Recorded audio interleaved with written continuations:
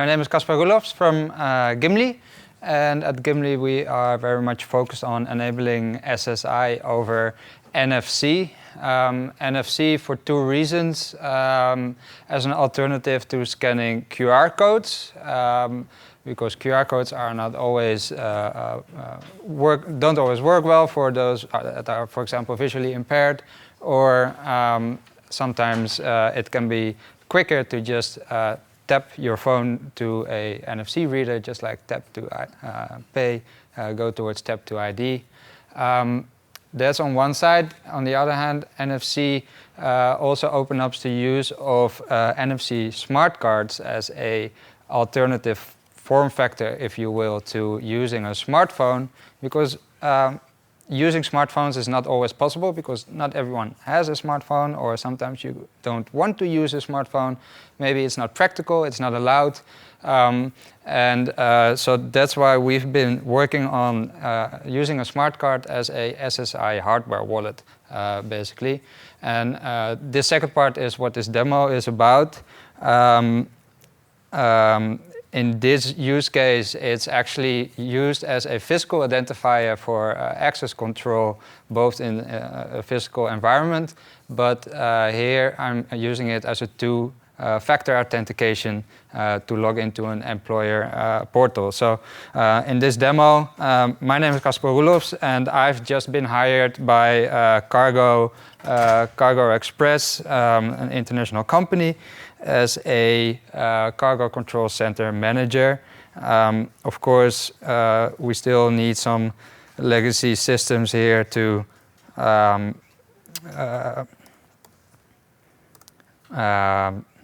put my name in the database. I've gone ahead and already done this, actually. So here's Caspar, the new hire. And now I'm going to send the employer, Cargo International, is going to send me a physical access card that I need to activate in my mobile app. And actually, I've gone ahead and already added this NFC card. Oh wait, this is in my app. To my wallet over here. And the next step will be for the employee to go to the employee portal. If I would try to sign in now, it will ask for my employee ID credential, which I don't have yet, so I won't be able to log in. I first need to go to the onboarding setting here. And here it will be asking me to share some of my information, because they need to verify that I'm actually that new hire. I'm absolutely okay with sharing this information with my new employer. And in that case, what's happening now is the employer backend is issuing an employee ID credential to the DID of this smart card. Now, an important detail to understand what happened there is that this smart card actually contains a wallet, a public-private key pair that has been generated within this smart card. So the card contains its own DID, and it will be able to sign presentations, credentials, just using a tap of a card. So now I have an employee ID credential in my wallet, and I will want to copy that to the card in order to have that credential also stored on the card. As we can see now here, I have this employee ID credential, which the blue icon says it's stored on the card.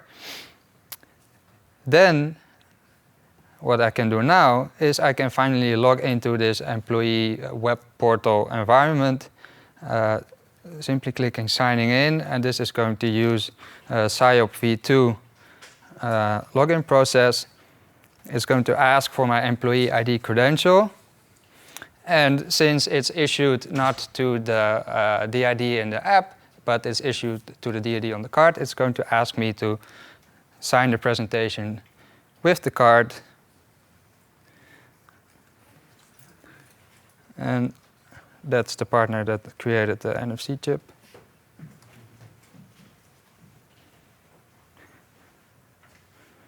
login success, and it should redirect me to the web portal, which now lists my own employee data.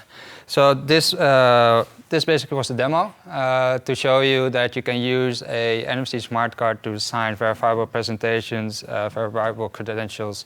Use that in this case as a two-factor authentication. Ultimately, we want to take it a step further, because right now we still need the mobile phone to actually generate the verifiable presentation, which is then signed by the card. The next steps will be to improve the business logic on this card to be able actually to generate the presentation itself. And that's going to be a major next step, and I very much look forward to working on that.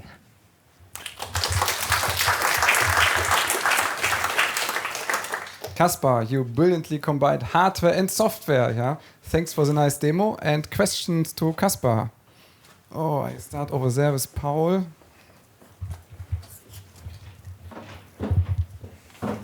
So my question would be, where is the verifiable credential actually stored? So what's on the card? Is it only the key, or is it also the credential? Because the typical smart card has like 80 kilobytes of data, so you're pretty limited on how many credentials you can store. Yeah, a good question. The data storage in this card is actually a bit bigger. You can store up to around 40 credentials on it. So it's stored on the card itself. In this particular use case, where you're still using the mobile phone to generate the verifiable presentation, you could also just keep the credential on the mobile phone. But in the use cases where we want to use the card as an access card with smart locks, you obviously need to have the credential on the card, because maybe there are other solutions as well, but that would be stored on both the card and in the app. So what kind of crypto capabilities could the card have? Like, for instance, if you have you want to selectively disclosure some claims, for instance, would the card be able to do that, or how does the user communicate that? So this particular card actually has a lot of cryptographic capabilities. It's actually designed as a cryptocurrency hardware wallet. So it supports all kinds of cryptographic curves, including now also the BBS signatures. So that will be also a next step to implement zero-knowledge proofs with that possibility. Yeah. Yeah, this was the question I was going to ask. So what signature algorithm do you use, and what credential format do you use? Sorry, could you repeat on for you? What signature algorithm do you use for creating the present, or for creating the signature for the cryptographic holder, proof of possession of the holder? And what credential format do you use? So right now we've been using the ETH-R DID method with the SEC-2561 signature. Is that right? I'm not the best at it, but I think I got that right. But you can choose. You can also use the Edwards 2551 and yeah, pretty much any DID method that works with the cryptographic capabilities of the card. Caspar, thank you.